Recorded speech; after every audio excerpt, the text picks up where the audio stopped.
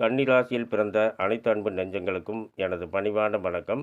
கன்னிராசியில் உத்திரம் 2, 3, 4 பாதங்களும், அஸ்தம் 1, 2, 3, 4 பாதங்களும் மற்றும் சித்திரை 1, 2 பாதங்கள் அடங்கிய கன்னிராசியில் பிறந்தவர்களுக்கு குருவக்கர பலன்களை பார்க்கலாங்க. எப்படி பார்க்கலாம் அப்படின்னு கேட்டிங்கன்னா, இப்போ பார்த்தீங்கன்னா உங்களுடைய ஜென்ம ராசிக்கு 9ஆம் இடத்துல மிகப்பெரிய பாக்கியத்தையும், மிகப்பெரிய அந்தஸ்தையும், மிகப்பெரிய செல்வாக்கையும் கொடுக்கக்கூடிய இடத்துல ரொம்ப பிரகாசமாக சஞ்சாரம் பண்ணிட்டு இருக்காருங்க. அது மட்டும் இல்லாமல் உங்கள் ஜென்ம ராசியை பார்த்துக்கிட்டு இருக்காருங்க. இப்போ அந்த வக்கர காலத்தில் பார்த்தீங்கன்னா, இந்த 9ஆம் இடத்துலேருந்து 8ஆம் இடத்தை நோக்கி பயணம் செய்கிறாருங்க. எப்படி அப்படின்னு பார்த்தீங்கன்னா, 8ஆம் இடத்தை நோக்கி பயணம் செய்வது 8ஆம் இடத்துக்குள் சென்று விடுவதல்ல. இந்த 9ஆம் இடத்திலிருந்து 8ஆம் இடத்தை நோக்கி நகர்ந்து கொண்டிருக்கிறார். எப்படின்னு கேட்டிங்கன்னா, நிகழும் மங்களகரமான குருவதி வருடம் புரட்டாசி மாதம் 23ஆம் நாள் மிருகசீரிடம் 2ஆம் பாதத்தில் குரு பகவான் வக்கரமடைகிறாருங்க. இதை அடுத்து பார்த்தீங்கன்னா, கார்த்திகை மாதம் 13ஆம் நாள் ரோகிணி 4ஆம் பாதத்தில் சஞ்சாரம் பண்ணுறாருங்க.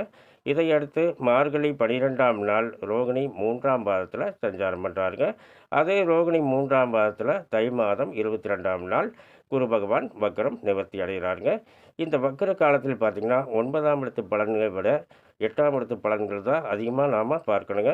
ஏற்கனவே 8ஆம் இடத்துல இருந்தவர் தானுங்க. அதனால் கெட்டவன் கெட்டிடில் கிட்டிடும் ராஜயோகம் என்ற ஒரு அமைப்பில் நாம் பார்க்கலாங்க.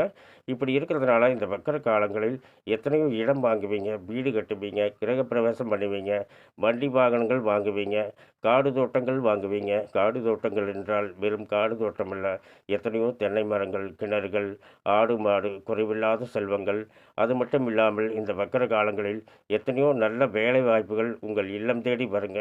நீங்களும் எத்தனையோ பேர்த்துக்கு நல்ல வேலை வாய்ப்புகளை தருவீர்கள்.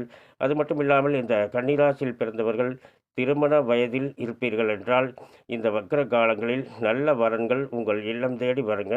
நல்ல மன வாழ்க்கை அமையுங்க. இது மட்டும் இல்லாமல் எத்தனையோ இன்னும் நல்ல பலன்கள் இந்த வக்கர காலத்தில் நடக்க இருக்குதுங்க. மேலும் இந்த கன்னிராசியில் பிறந்த அனைத்து அன்பு நெஞ்சங்களுக்கும் எனது அன்பான நல்வாழ்த்துக்கள். மேலும் விவரங்கள் அறிய என்றும் புலிப்பாணி என்ற ஜோதிட தலைப்பை பாருங்கள். நன்றி, வணக்கம், நல்வாழ்த்துக்கள்.